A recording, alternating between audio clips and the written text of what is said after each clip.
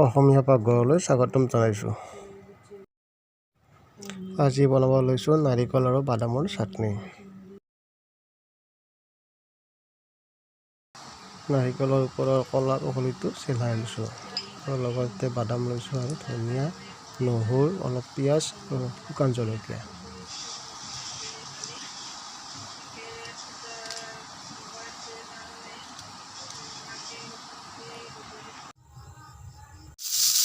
নাৰিকল, বাদাম, পিঁয়াজ, কেঁচা জলকীয়া, নহৰু, শুকান জলকীয়া এনেকৈ ভাজি ল'ম।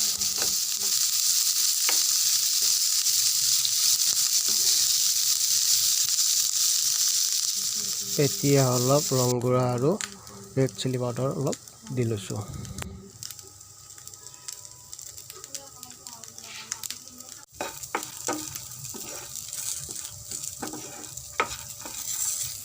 এনেকৈ কিছু সময় ৰঙা পৰাকৈ নাৰিকলবোৰ ভাজি ল'ম।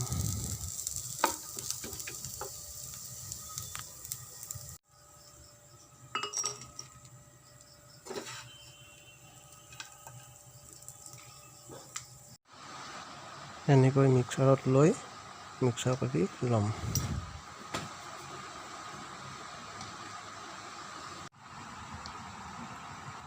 দেখিছানে মোৰ মিক্সিং কৰা হৈ গ'ল।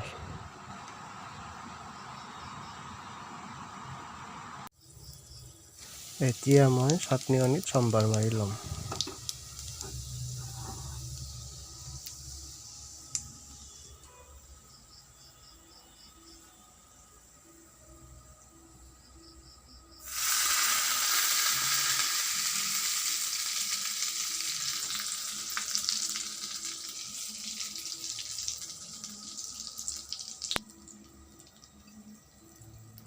এনেকৈ অলপ সময় তেলবোৰ ভালদৰে মিলাই ল'ম। চাই থাকিব।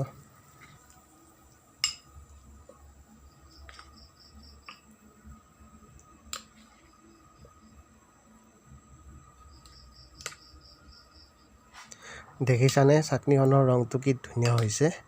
এনেকৈ বনাই খাবচোন আপোনালোকে ঘৰতে।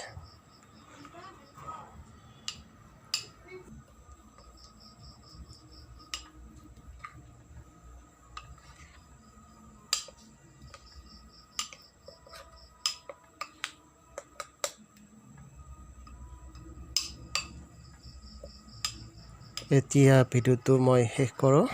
বাই।